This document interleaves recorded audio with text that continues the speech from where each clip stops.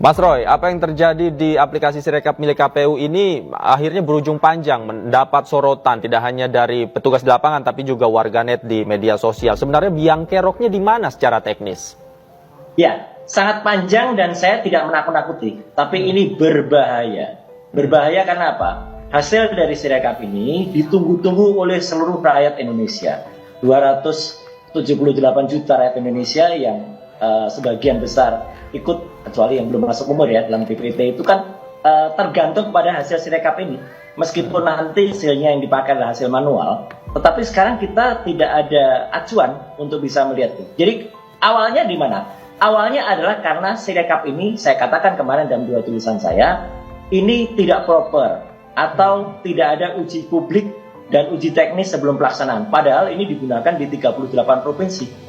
Kita tidak ada yang pernah mendengar sistem ini ditender kapan, siapa pembuatnya, perusahaan apa namanya, kemudian dia itu masuk kualifikasi. Kita tahu-tahu Januari kemarin bisa diunduh melalui Android. Dan ketika diunduh itu, saya juga pertanyakan sertifikasinya. Ternyata sertifikasinya hanya dari Kementerian Kominfo saja. Kan harusnya ada lah.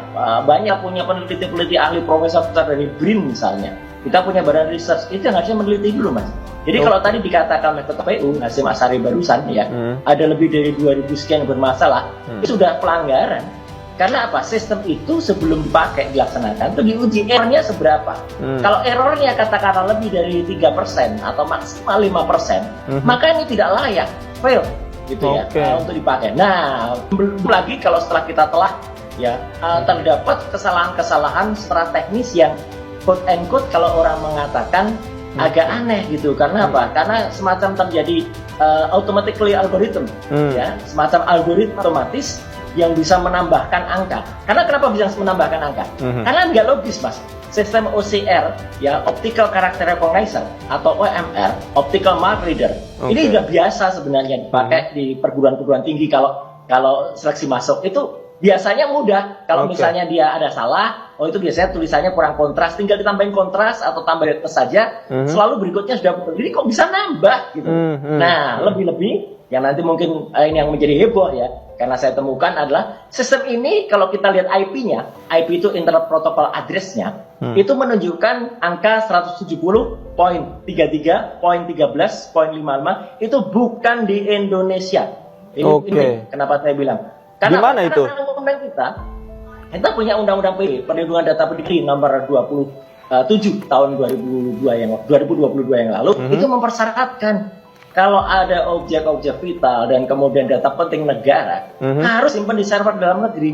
170.33.13.55 ini di Alien Computing Co Limited, itu di Singapura, dan dimiliki oleh perusahaan Chinese namanya Zhejiang Taobong Network. Sekali lagi, 170.33.13.55 itu milik Alien Computing Co Ltd di Singapura, milik perusahaan Zhejiang Taobong Network. Apa ada hubungan apa gitu loh perusahaan ini dipakai oleh oleh Indonesia, karena ini termasuk dalam grup Alibaba. Grup Alibaba itu ini kayak perusahaan besar yang di dalamnya ada data-data e-commerce, Mas. Data kita dicampur di situ. Ini artinya tidak ada jaminan keamanan data yang masuk ke Sirekap dong kalau kayak gitu. Nah, itulah makanya saya sih tidak mau suudon ya. Tetapi kalaupun tidak terjadi bocor datanya, kalau ada apa-apa pada server di luar tersebut, kemudian datanya saya stuck atau datanya hang gitu, ya, itu kan berhenti semua. Sekarang orang kan, saya bilang, orang kan banyak yang percaya aplikasi hitung cepat gitu ya. Kenapa itu bisa terjadi? Ya, meskipun itu ilmiah, tapi kan ya kita tahu lah gitu. Ada apa di balik itu. Tapi ternyata dari itu manualnya seperti ini. Jadi saya makanya bilang, Mas Davi, ini harus diaudit forensik IT ya untuk meneliti ada apa dengan Sirekap ini gitu loh. Karena Sirekap ini sekali lagi tidak kita mendengar ada uji publik dan teknis dan sertifikasi. Itu tidak boleh hanya pada alatnya, Mas. Sertifikasi itu harus pada alat dan penggunanya. Apakah petugas-petugas TPS dan tadi ada data KPPS tadi yang dia kesulitan, dia sudah disertifikasi atau belum? Kalau dia belum disertifikasi, padahal data rakyat tergantung ke Mas. Mas Roy, mohon maaf saya potong, tapi saya tertarik. Kalau dari sisi aturan sebenarnya seperti apa? Boleh nggak servernya ada di Singapura menyimpan data-data yang begitu vital, yang begitu penting milik dalam negeri Indonesia? saya mengatakan tidak boleh. Ya, kita punya undang-undang PDP, perlindungan data pribadi, dan itu di-launch oleh Komisi 1. Saya ikut merancang undang-undang itu juga ketika saya masih Komisi 1, dan memang ada celah. Ini celakanya memang ada celah. Undang-undang PDP itu kan baru disahkan oleh Presiden itu Oktober tahun 2022 yang lalu.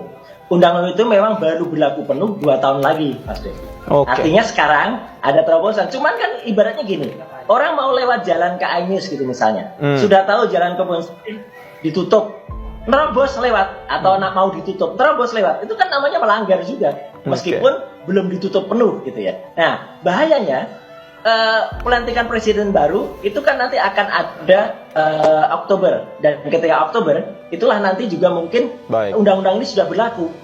Jadinya adalah aturan yang ada ternyata melanggar. Ini mirip-mirip sama keputusan MK lagi nih, secara etik itu melanggar, Mas. Baik. Artinya memang audit forensik harus dilakukan ya untuk mengungkap di mana letak kesalahannya. Bahkan juga jangan-jangan developer yang merancang ini juga harus diaudit begitu ya. Baik, terima kasih Mas Roy. Sayang sekali waktu kita terbatas. Terima kasih banyak sudah bergabung bersama kami. Kapan-kapan kalau perlu. Oke, baik. Oke. Nanti berikutnya kita undang lagi datang ke studio ya, Mas Roy ya. Oke. Terima kasih. Siap. Terima kasih Mas Roy sudah bergabung bersama kami di iNewsroom. Selamat malam, sehat selalu Mas Roy.